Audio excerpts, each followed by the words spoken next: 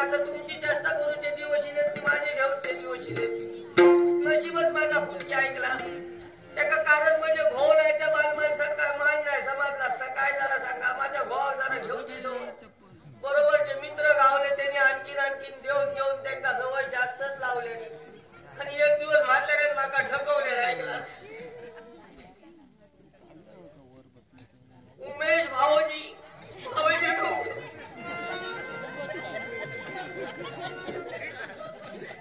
भावाजी माका एक बरं वाटलं ऐकला अजून विसरत नाही माका समजलाच नाही हे बघा माझ्या भावाचे मित्र ऐकलाच हे बघा